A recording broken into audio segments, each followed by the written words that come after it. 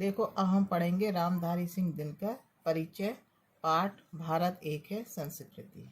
ठीक है, ये इकाई 2 में दिया है। तो इसमें है रामधारी सिंह दिनकर। इनका परिचय है। जन्म इनका 23 सितंबर 1908 को मुंगेर में बिहार जिला मुंगेर बिहार में हुआ है। मृत्यु 24 अप्रैल 1974 को ही है। पिता का नाम रवि सिंह है, माता का नाम मनरूप देवी है। प्रारंभिक शिक्षा इन्होंने संस्कृत में ही ली थी अपने गांव में। शिक्षा समूचा कार्यकाल बिहार के देहातों में बीता।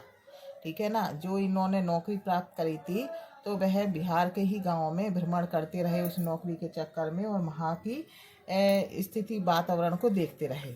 1947 में स्वाधीनता के बाद बिहार विश्वविद्यालय में प्राध्यापक बने। 1952 में राज्यसभा के सदस्य बने ये। 1964 से 1965 तक भागलपुर विश्वविद्यालय के कुलपति रहे। 1965 से 1971 तक भारत सरकार के हिंदी सलाहकार नियुक्त हुए ये। मुक्तक काव्य इनकी जब नौकरी थी तभी इन्होंने ये मुक्तक काव्य लिखे थे। रेणुका, हुंकार, रसवंती, सामधेनी। ठीक है, यह है रेणुका 1935 में प्रकाशित हुई, हुंकार 1938 में, रसवंती 1939 में, सामधेनी 1947 में। रेणुका में अतीत के गौरव के प्रति कवि का आदर बताया गया है। हुंकार में वर्तमान दैत्य के प्रति आक्रोश है। रसवंती में सौंदर्यान्वेषी वृत्ति काव्य में है, और सामधेनी में विश्ववेदना का अनुभव है। ये आप सिर्फ नाम याद कर लें इनके। ये मुक्तक काव्य हैं, बस इतना याद रखें। इनकी हारे को हरिनाम 1970 में प्रकाशित हुई थी। कभी कभी पूछ ली जाती है इनकी कृति। प्रमुख प्रबंध काव्य, मैंने मुक्तक काव्य बताए थे। प्रमुख प्रबंध काव्य हैं कुरुक्षेत्र जो 1946 में प्रकाशित हुई थी। रश्मि रथी 1952 ईस्वी में इनकी जो कृति है प्रकाशित हुई थी। उर्वशी 1961 ईस्वी में प्रकाशित हुई थी। उर्वशी जी से स्वयं कवि ने कामाध्याय की उपाधि प्रदान की है। वैसे पूछा नहीं जाएगा, यदि बहुत महत्वपूर्ण क्वेश्चन है पूछ सकते हैं। परशुराम की प्रतीक्षा 1963 में। नील कुसुम इनकी जो कृति है 1955 में। संस्कृति के 4 अध्याय इम्पोर्टेंट है 1956 में। 1959 में साहित्य अकादमी पुरस्कार मिला इनको। 1959 में ही पद्म भूषण भी मिला। 1972 में ज्ञानपीठ पुरस्कार मिला। ये बहुत महत्वपूर्ण है कि इन्हें ज्ञानपीठ पुरस्कार कब मिला दिनकर जी को, तो 1972 में। ये जरूर याद कर लेना। इनकी अधिकतर रचनाएं वीर रस में की गई हैं। जन्मेजय के शब्दों में भूषण के बाद दिनकर ही एकमात्र ऐसे कवि रहे जिन्होंने जन्मेजय के शब्दों में भूषण के बाद दिनकर ही एकमात्र ऐसे कवि रहे जिन्होंने वीर रस का खूब इस्तेमाल किया। वर्ष 1999 में उनके नाम से भारत सरकार ने डाक टिकट जारी किया। उनके नाम से डाक टिकट कब जारी किया? 1999 में। मिर्च का मजा 1951 में इनकी रचना है। हे राम 1968 में इनकी रचना है।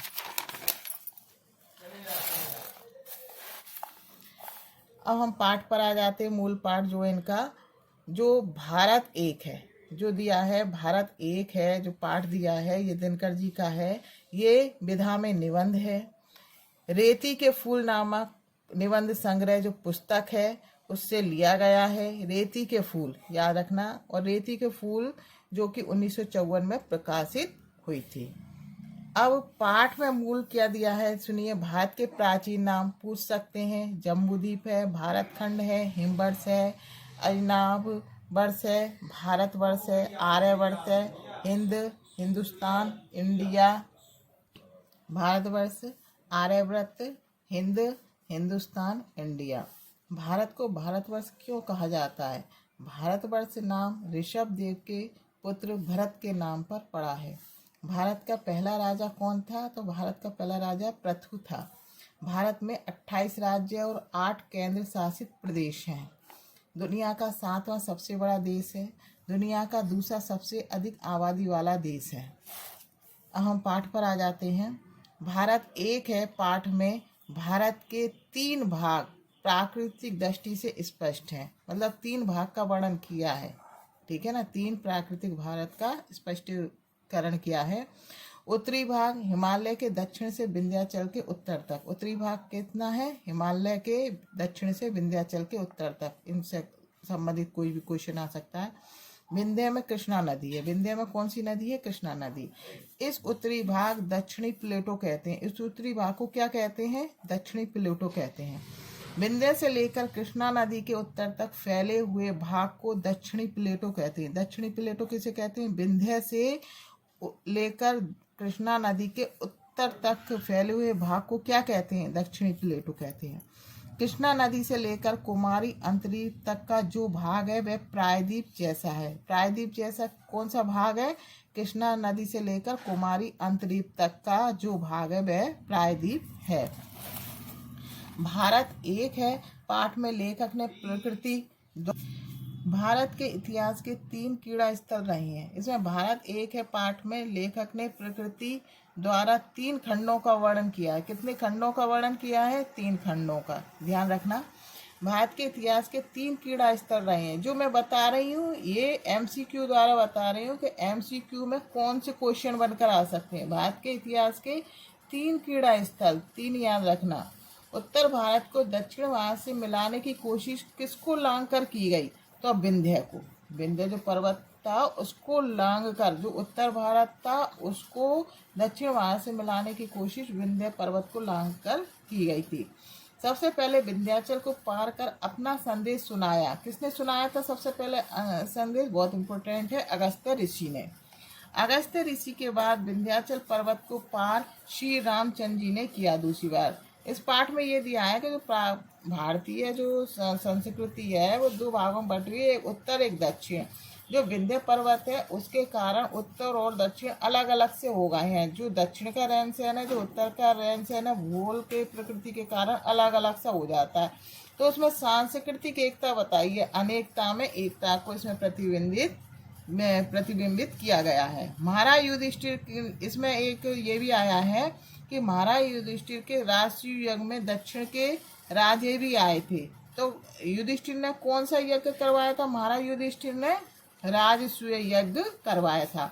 महाभारत का युद्ध कुरुक्षेत्र में हुआ था। कहाँ पर हुआ था? कुरुक्षेत्र में। भारत के दक्षिणी छोर पर कुमारी अंतरीप है। कुमारी अंतरीप कहाँ पर है? भारत के दक्षिणी छोर पर। श्रीलंका या सीलोन का नमूना लोगों के रंग रूप में कहाँ से शुरू हो जाता है? ठीक है ना, कुमारी अंतरीप से। कुमारी अंतरीप से लोगों का श्रीलंका या सीलोन के जो लोग रहते हैं उनका रहन सहन, खान पान, रंग रूप सब कहाँ से शुरू होता है? श्रीलंका या सीलोन का। ठीक है ना, कहाँ से शुरू होता है? कुमारी अंतरीप जो भारत का हिस्सा है यहाँ से। चेरापूंजी में 500 इंच से अधिक ज़्यादा वर्षा होती है, ये पूछ सकते हैं। थार की मरुभूमि में वर्षा नहीं होती है, बिल्कुल ना के बराबर होती है। पठारों में रहने वाले लोग किसान तबीयत के होते हैं। पठारों में रहने वाले लोग कैसी तबीयत के होते हैं? किसान तबीयत के। भाषा भेद की समस्या हमारी राष्ट्रीय एकता की सबसे बड़ी बाधा है।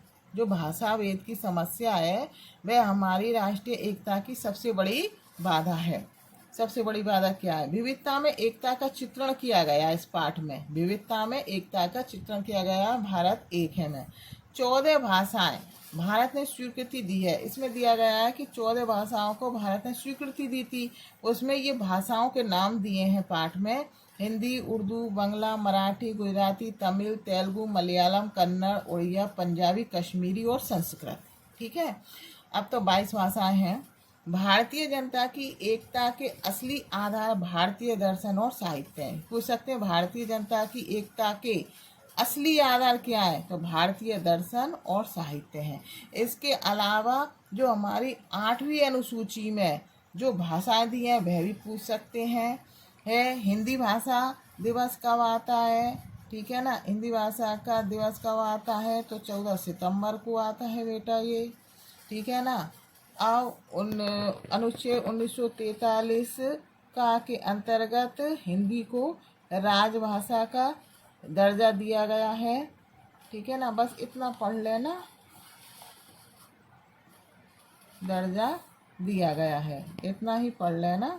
और मुझे कुछ इम्पोर्टेंट लगा तो बाद में बता दूँगी, बस इस चैप्टर में इतना ही महत्वपूर्ण है। Thank you.